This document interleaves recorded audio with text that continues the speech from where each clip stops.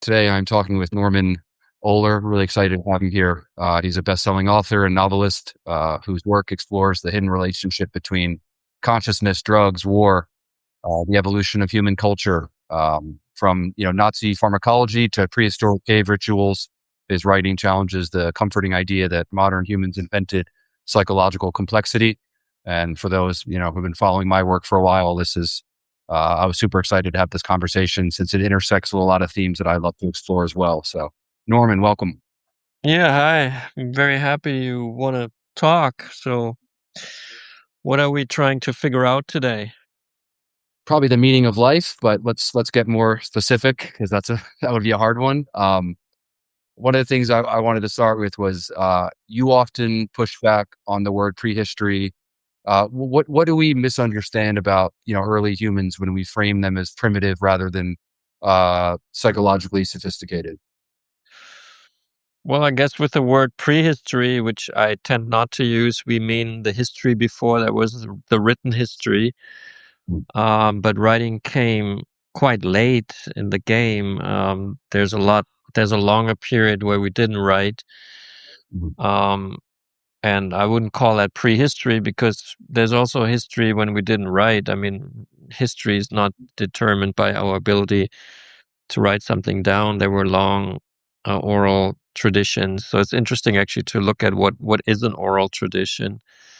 So there were there's hundreds of thousands of years. Sapiens existed since about 300,000 years. So it's a long history. So I would just call it history, I guess. Yeah. When you enter caves like, and I'm probably going to butcher this pronunciation, but Lascaux or Chauvet, how did I do on the pronunciation? I guess it's fine. I mean, in French you would say Lascaux and Cool. Chauvet. These are the caves in France, the Uh-huh. most famous, with the most famous cave paintings. Got it. Yeah. Je peux français petit peu, clearly. So when you enter a cave like that, what's the most destabilizing realization that you personally have about, modern identity and what these caves represent? Um, I mean, I'm just trying to figure out actually what happened in these caves. So I went there about a week ago or 10 days ago, Mhm. and I wrote about it on my Substack, what I experienced there. And it was a lot to experience, actually. I had written about the caves for my book Stone Sapiens without having been there, and the texts that I had written are very superficial. Actually, I can't. I mean, I'm expanding them. It's good to go. Mhm. I sometimes there's the discussion between historians and archaeologists whether it's necessary to actually go to the sites or whether you can just study photos. Yeah.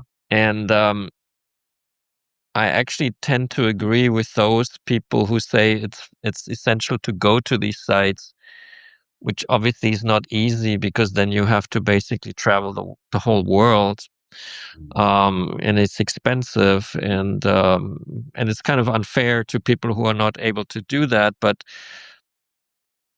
for me, it was not so expensive to go from Germany to France to see these caves. And Still, it's an effort, but I'm very happy I took this because without having been in the caves, I would not have understood them. So what did I understand? I mean, I don't want to give everything away, to be quite honest, because some stuff I also won't publish on my Substack. I will only publish it in the book Stone Sapiens. yeah, But I was just trying to figure out where these people came from, and obviously they came from Africa. yeah, Sapiens migrated to Europe from Africa.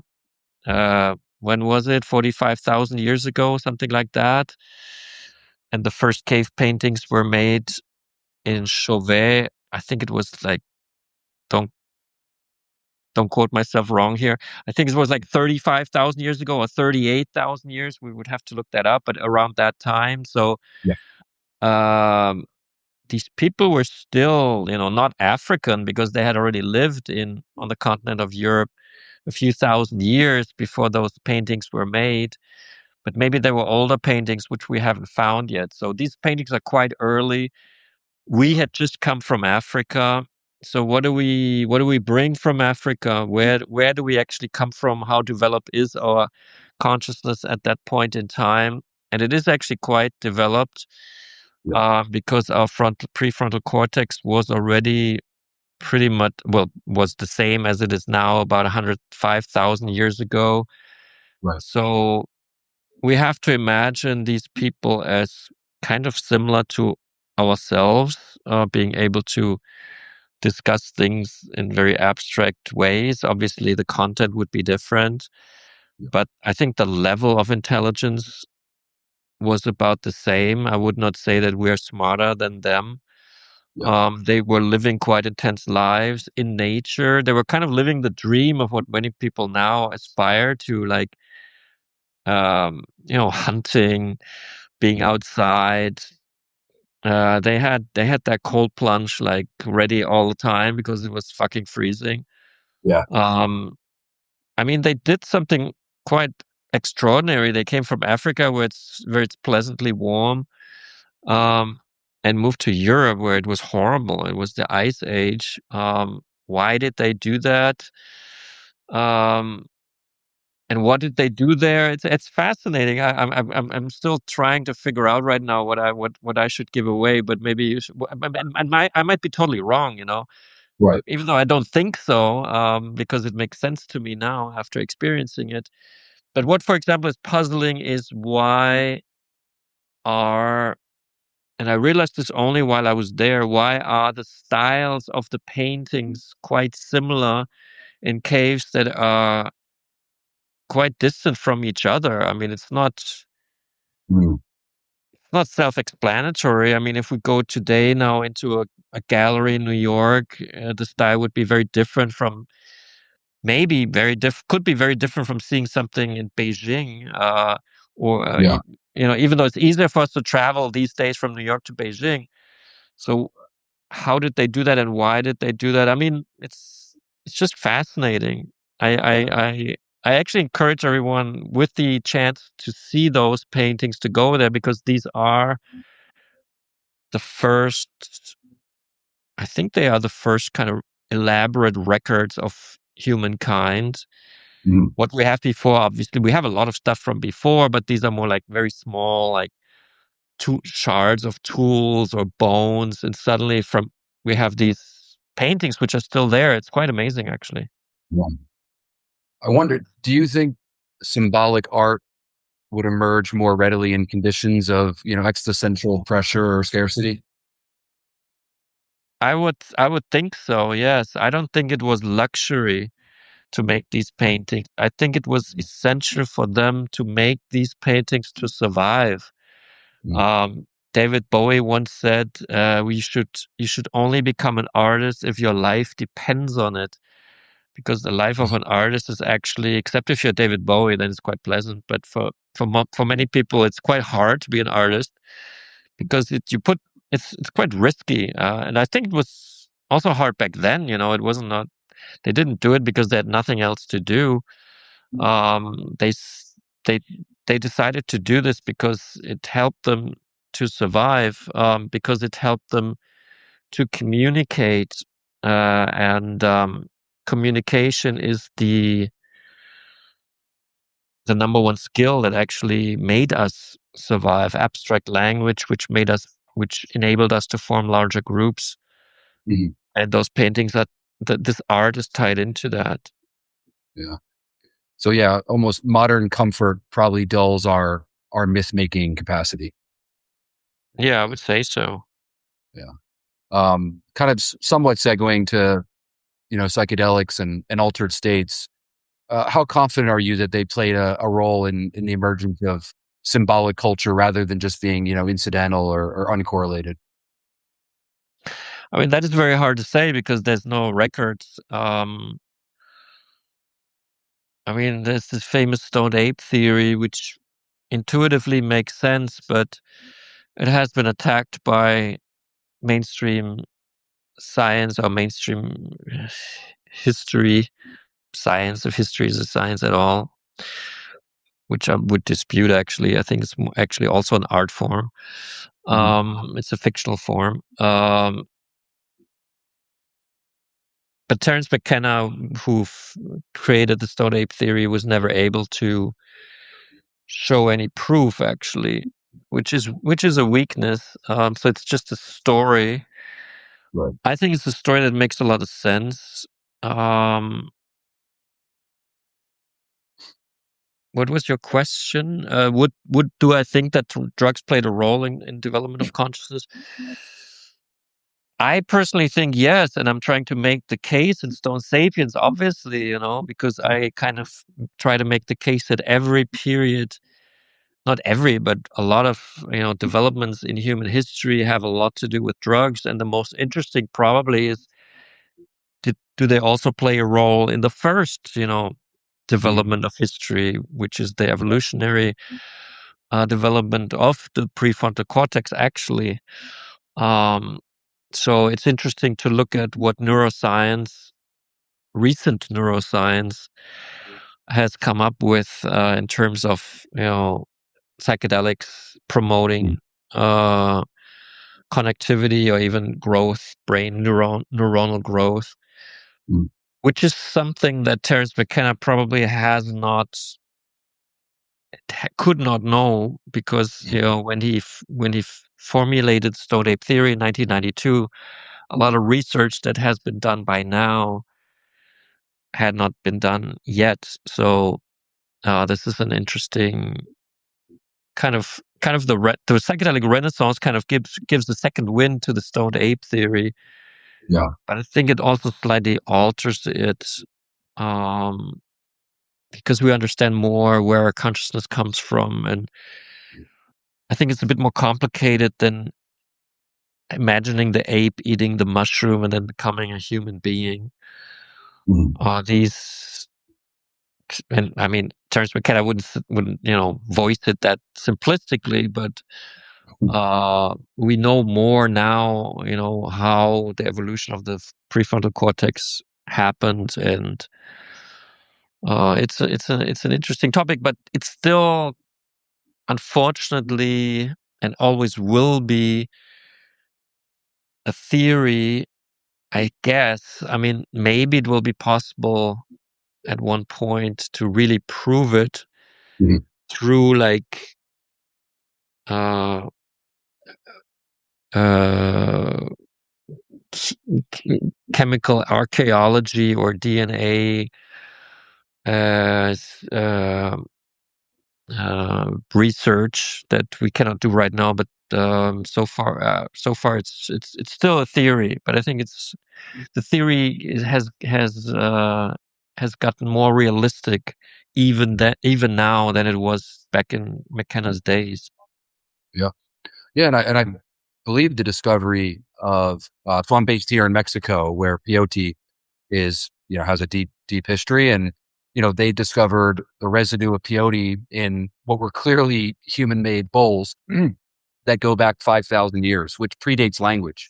So, and I don't think that discovery happened, but I think that followed McKenna passing away. So, you know, to me, does that prove Stone Ape theory? No, but what it does lend credence to is the idea that, before we were communicating, we were altering our own state of consciousness. So there's something deep in the human, psyche that, to be reductive, likes drugs and likes to expand, our understanding of ourselves, perhaps. So, So um, what are you working on these days? What are you um, concerned with? yeah, good question. So I focus a lot on trying to I'm less probably specialized than you. I'm writing about psychedelics generally, but I try to bring a lot of nuance and balance to the conversation. Um, Similar to when you articulated the importance of like seeing these caves. I think with psychedelics, it's kind of like childbirth. Like unless you've had that experience, it's really hard to opine on it. So I've worked with pretty much every modality. And, I think one of the things we could talk about is I've been somewhat of a skeptic of the kind of therapy culture, modern wellness, framing these substances as healing. Now we are finding out that healing, it might be a great benefit. And just like, Viagra was invented in the 90s for heart pressure, and then it had a whole nother benefit, and, they might have dual purpose. But one of the things I've written a lot about is these were not historically psychedelics tools of healing and your inner child. They were used for, sorcery, seduction, divination, rites of passage. Bruce mania, one example in the Amazon, was used to discipline children. And so I'm trying to present and, carry forward a more nuanced, kind of balanced conversation about the actual history, because it often does get sanitized. Right. Yeah. Um, which, I mean, I'd be curious from your take, given that modern psychedelic culture kind of frames altered states as inherently therapeutic, early cave culture would seem more, ritualistic and cosmological. What do we risk losing with the, therapeutic framing in your view? Um, it's a complicated question. Um, I would have to think about this for about a few hours, maybe. Um, what? Maybe you say a few words and I can come in. Yeah, I think, well, I think the way I actually view it is, if people think it's for healing, they could end up with a really harrowing ordeal. When you start, what I call like the tier one psychedelics, when you start getting into the 5-MeO DMTs, iboga, ayahuasca, its cousin samadhi here in Mexico, these are experiences that can destabilize your reality. They can be beautiful and profound, and I've had, all of those, but they can also, uh, be harrowing ordeals that can create a long time and a struggle to return to baseline consciousness and make sense of the world again. And I think, for me, the concern of the therapeutic frame and the whitewashing of the actual history could result in Mhm. a lot of people that don't know what they're getting themselves into in Uh, these. so you think we could be you think we're kind of naive uh, in kind of framing these substances as benign, while actually they're substances of transformation, which is not always a pleasant and certainly Right. not an easy process. Yeah, I think Yeah. there's risk. Yeah, a multi-dimensional experience being framed as unidimensional. So what do you think should be how should we shift our focus or our narrative? I think and I try to do this with my writing, but I think it just is, it's as simple as education and, saying hard truths with the balance that, okay, ayahuasca, for example, we know was used for some very nefarious purposes. Humans are human. It was used for spiritual warfare among rival shamans, right? That doesn't mean that it can't also be a healing modality that we very much need in the modern world. But the conversation has to be presented that way. And I think, we have a lot of, there's a term, gurupreneur. There's a lot of, charlatans that learn Entrepreneur. history and then run these ceremonies. And I think that's precarious. So education would be the short answer. Yeah, it probably comes as like a knee-jerk reaction to the demonization Mm. by the US government. Yeah. So, Yeah. we're like people who like these substances or see potential in them probably tend to whitewash them, as you say. So I think there's a point to it that we should, be more realistic about them. And that is by, understanding their history better, which is, I mean, there also what is a thread that runs through Stone Sapiens is that drugs have always created hierarchies because they have created the need for people to oversee ceremonies, and then these people who oversee ceremonies are not necessarily benign. They can also abuse their power, and they can, from shamans they can become priests, and from priests they can become kings. Mm. um yeah, so yeah, I think you make a good point. And uh yeah, I don't know. Yeah. All right. Well, one last question. We'll land the plane here. I've been really enjoying this. What would a what would a modern cave look like today? Like a place where people go to re-encounter themselves. What does that look like today, in your view? Well, I think if we look at the substances, um, how they were being used in the past, we will see that they have been used in often in ritualistic ways, and currently we don't have these ritualistic ways, basically, which is, for example, why we whitewash the drugs and Yeah. just see them in a way that is not so realistic. I mean, obviously we have a lot of rituals. Like there's thousands of ayahuasca rituals that you can join today. Sure. Um, but still, we often are using drugs in a non-ritualistic way.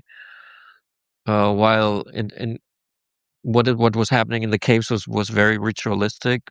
So what are the caves today? Uh, in a way, they don't exist today, except the rituals that we have, which are, for example, the ayahuasca ritual that you encounter in every rainforest village that you walk into. Yeah. Um, but we don't have really a ritual at the height of our contemporary culture, um, which is what the caves were. They were Yeah. like, the avant-garde, or that was really what was happening. We don't have that. I mean, we have rituals like the world championships in soccer. That's like a ritual, or the Olympic Games. That's a ritual. But we don't have planetary drug rituals at the moment. Yeah. I think it would be interesting to develop them, and I think they will slowly be developed. Actually, um, currently we have a bit of a void. We don't. We, instead of the cave, we have the void, which is actually why our uh, planetary culture, doesn't really exist. There's globalized capitalist culture, which is not really Mm. culture.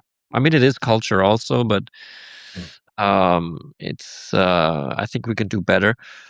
Yeah. Um, and yeah, I think we have to we have to keep this in mind, and maybe things come up which can lead to a more to a planetary ritualistic culture. I mean, right now we have fragmented culture and rituals in certain niches. The caves now, like someone said, the caves now are the underground clubs in Berlin, but Yeah. I don't think it's really true. I think maybe that was true in the 90s. Mm. I think right now our culture has uh, a is undergoing a crisis, and it's even degenerating, I would say, because we don't have anything. What we have is social media, is aggressive wars, is destruction of our planet, and is a completely ununified humankind. And I think it is actually related to the oppression of psychedelics and of Mm. drugs. And it is, I think, related to the war on drugs, which is a war on our identity, Yeah. which is a biochemical wall that the government is erecting within our brains, which keeps us from feeding our brains or developing our brains in ways that we seem fit. So I think it's a very uh, anti-democratic, libertarian, or anti-free will, or anti anything that our society is supposed Yeah. to stand for. So Absolutely. we have to get rid of that shit, and the Yeah. war on drugs, Um, diminish the influence of the nation state on our lives, yeah. Yeah. and create a bond as a species, and stop killing ourselves for the benefit of stockholders of some companies that create weapons and all this. I mean, we live in a completely absurd and horrible world. And no, there's no unifying ritual right now. There's just, you know, cynicism, violence, degeneration, and the decay of our Western culture. Yeah, Sorry yeah, to I end can't. it on such a sour Oh, note, but that's how I see the world, actually. on the drug war, we couldn't be more aligned. I can't think of a more Orwellian law than the state putting someone in a steel cage for eating a mushroom from nature. And even, self-described defenders of small government and libertarian values will unknowingly consent to this massive overreach. But I think, to end on a positive note, here in I don't know the numbers in Europe, but in the US, we're seeing massively declining alcohol consumption rates, Gen Z drinking less than ever. And what's starting to happen is that's running concurrent with an increase in psychedelics. And I think, people reach impulsively. I had a bad day. The boss yelled at me and they grab a drink, right? You don't see that as much with psychedelics. Like, I know married couples that will work with MDMA and it's very structured and ritualized, twice a year, or, a hero dose of psilocybin, once every 3 months on the beach with your partner or whatever the case may be. And so I think there are the leading indicators, glimmers of hope that we could be moving towards a more ritualized use with these substances. So Certainly. God, that would be great and much, much needed. So, Norman, thanks so much. Where can people find you? I won't say where you can find me. I'm trying to stay hidden. But you should obviously find me in my books. I mean, I don't check out audio versions. Just read the actual books. But Okay. do check out the Substack. I mean, we're on Substack here right now, and that's a good way to stay in touch. Yeah, that's where I meant, by the way, Substack, not your home address. So cool, man. Thank you so much for the time, Norman. I really appreciated the conversation. I thank you, and talk soon. Bye. Have a great day. Cheers.